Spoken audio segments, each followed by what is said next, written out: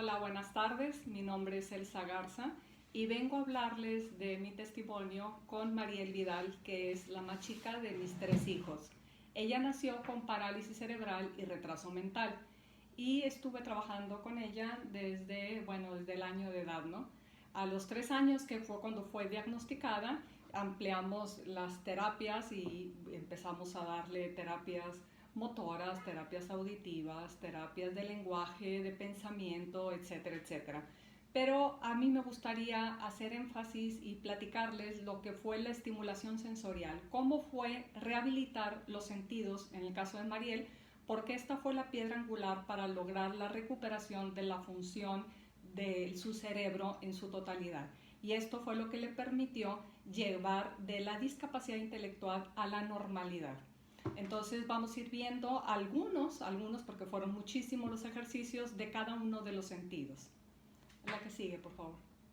Vamos a ver, miren, primeramente el sentido de la vista. Los bebés cuando nacen tienen muy pocas oportunidades de percibir los contrastes de luz-oscuridad, porque se encuentran casi siempre en su cuarto solos con una luz tenue, sin estímulos visuales que los distraigan. Pero cuando estamos tratando de rehabilitar el cerebro y específicamente estamos tratando de potencializar la función visual, nosotros tenemos que provocar los estímulos, hacer que estos ocurran y que ocurran con mucha frecuencia. Entonces, uno de los ejercicios que yo hacía, que fue de los primeros, fue con una pluma, que era una linterna, la ponía sobre el párpado cerrado de Mariel y lo encendía y lo apagaba, un segundo, un segundo, un segundo, un segundo, sobre un párpado y sobre el otro. De esta manera no lastimaba su ojo, pero estaba enviando contrastes de luz-oscuridad. Otros de los ejercicios consistían en trabajar con objetos de diferentes colores para que ella fuese aprendiendo los colores y los fuera discriminando. Y lo trabajé conjunto a la parte motora. Entonces trabajábamos la coordinación visomotora. Empezamos con pelotas muy grandes de playa que son lentas para desplazarse, donde se la arrojaba y ella tenía que atraparla. Y después fuimos disminuyendo el tamaño hasta parar a pelotas pequeñas como las de tenis y luego las de ping pong. Otros de los ejercicios, por ejemplo, que hicimos fue en un cuarto oscuro. Mariel tenía una lámpara, una linterna y yo otra pequeña linterna, y hacíamos figuras. Yo hacía un trazo en la pared y ella tenía que imitar exactamente el mismo trazo que yo hacía. Entonces, otro, por ejemplo, la que sigue, por favor. Otro ejercicio era una pequeña pelota de esponja colgada del marco de la puerta y que llegaba hasta la altura del ombligo de Mariel. Sobre un palo de escoba ponía segmentos de colores de 10 centímetros y yo le daba la orden de con qué color debía de pegarle a la esponja. Ahora el verde, ahora el rojo, ahora el azul. Cuando esto lo dominó, nos fuimos a un utensilio mucho más pequeño, como el rodillo de amasar tortillas, y los segmentos de papel eran de 2,5 centímetros. Entonces esto exigía una concentración y una discriminación mucho más sutil y más precisa. Entonces, de estos ejercicios, de estos ejemplos de ejercicios, ¿cuál fue el que más te gustó en el área visual? El de las linternas. Claro, era bien divertido estar haciendo figuras en la pared, zigzags, letras y que lo copiara. Muy bien, vamos a pasar al siguiente. Ahora es el sentido del oído. El sentido del oído también es un sentido muy importante. Yo con Mariel empecé trabajando primero sonidos muy fuertes para lograr captar su atención, para que ella se sobresaltara y buscara el origen de ese sonido. Entonces yo me ponía a espaldas de ella y sonaba 2 tapas de olla para que ella volteara en dirección de donde yo estaba produciendo ese sonido.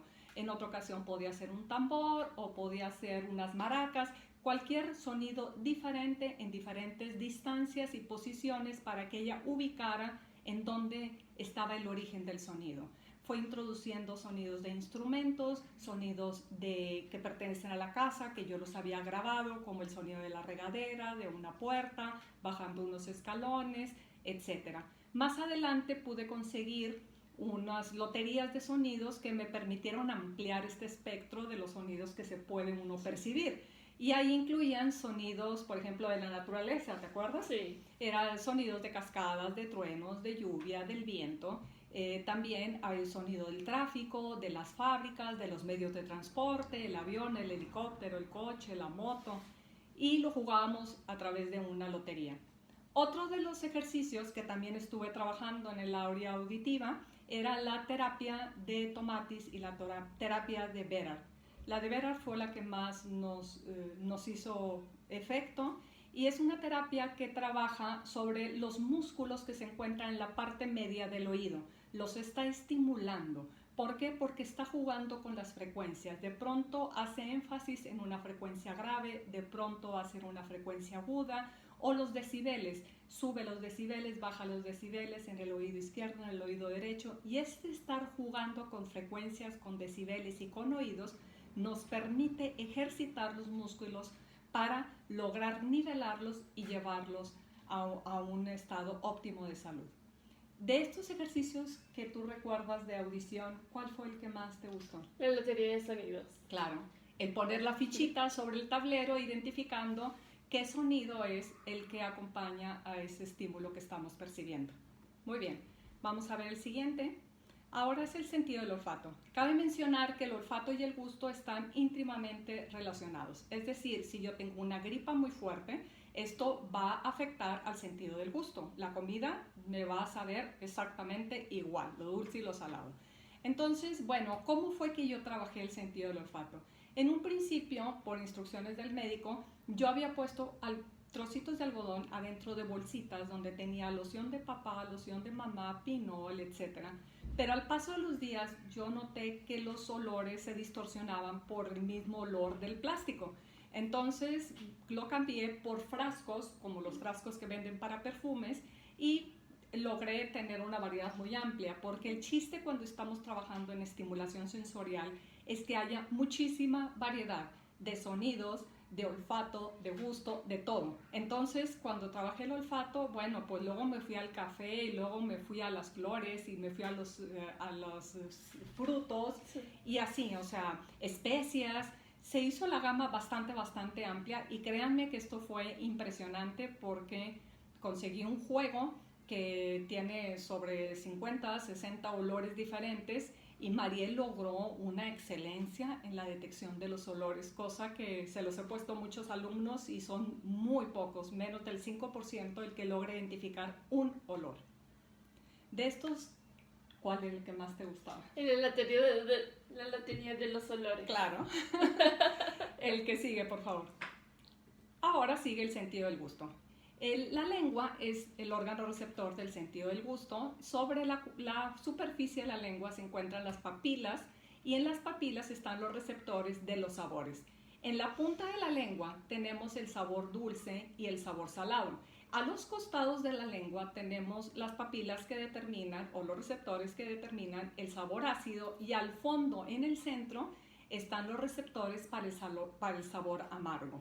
Vamos a ver cómo lo trabajé. En un platito de foam yo tenía una cucharita con azúcar, seguida de otra con sal, seguida de otra con jugo de limón, y luego un gotero con Campari, que es un licor amargo. Entonces, en ese orden, dulce, salado, ácido, amargo, siempre le presentaba los estímulos. Mojaba mi dedo, lo ponía en el azúcar en la punta de la lengua por 30 segundos y luego tomaba agua, continuaba con la sal por 30 segundos en la punta de la lengua, tomaba agua y luego un Q-tip con jugo de limón en los contornos de la lengua por 30 segundos, y luego al final terminábamos con el amargo en la parte posterior de la lengua por 30 segundos. Y fue notorio dentro de todo este espectro de los sentidos, fue muy notorio para mí ver cómo los sentidos del gusto fueron los primeros que despertaron, ¿no? Empezó a decir al azúcar, y a la sal, guácala. Y luego, por ahí de casi los 3 meses, empezó con el ácido, que es el gesto característico, y al cumplir los 3 meses de estar trabajando el sentido del gusto, se vomitó con el sabor amargo. Entonces fue muy gráfico para mí ver cómo logramos, a base de una sobreestimulación con el sentido del gusto, conectar cada uno de estos estímulos con el encéfalo. Fue muy, muy motivador. Y esto, ¿qué fue lo que más te gustó? El azúcar. Claro, yo le decía, si te portas bien, te regalo la cucharita de azúcar al final de la terapia. Pasamos al siguiente. Muy bien, el último es el sentido del tacto. El sentido del tacto, no por ser el último, es el menos importante, al contrario. El 70% de nuestro cuerpo es tacto. Entonces, la información que llega al encéfalo a través de la piel, a través del tacto, es muchísima. Tenemos información sobre la temperatura, si está frío, si está caliente. También si es pesado o es ligero. También si es áspero o es suave. Otra cosa que nos informa el tacto también es sobre la postura. Yo me doy cuenta de que estoy de pie por los receptores que están en las plantas de mis pies. Me doy cuenta también de la velocidad que lleva un coche porque en las terminales nerviosas que están en los folículos pilosos de todos los vellitos de mi cuerpo, aunque tenga mis ojos tapados, me voy a dar cuenta por cómo se atirantan los vellos que vamos a una velocidad alta. Entonces, ¿cómo fue que yo trabajé? Este sentido también fue muy importante porque resulta que Mariel no tenía absolutamente desarrollado, pero para nada, el sentido del tacto, de tal manera que si ella la inyectaba el pediatra, no se quejaba. Si se cortaba, no lloraba. Entonces, bueno, yo pensaba que era una niña muy fuerte, muy valiente, pero nada que ver. Era una niña que no tenía esta percepción sensorial.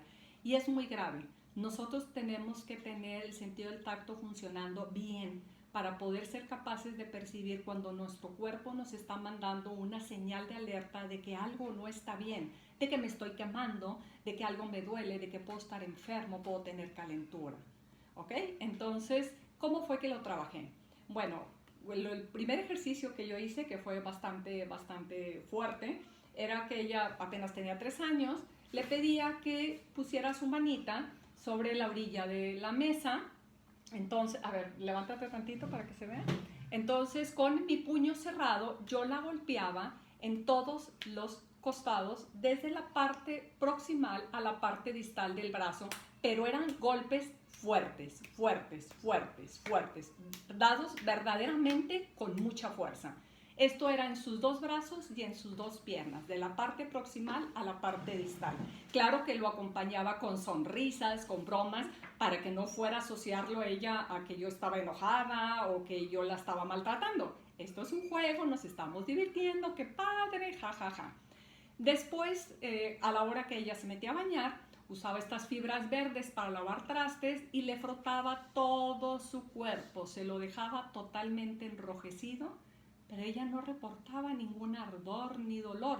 Lo que yo estaba buscando era despertar y era hacer estas conexiones neuronales para que se acrecentara y se potencializara esta sensibilidad al dolor. Poco a poco fue despertando, entonces los estímulos fueron bajando. Fui cambiando las texturas de las telas con las que la frotaba, entramos con masajes y también, bueno, le daba superficies con diferentes texturas para que ella manipulara, caminaba sobre el pasto, sobre la arena, jugaba con plastilina, con pintura, se embarraba, se untaba, bueno, era aquel payaso, ¿no? Pero esa era la idea, estarla estimulando para llegar a despertar este sentido del tacto.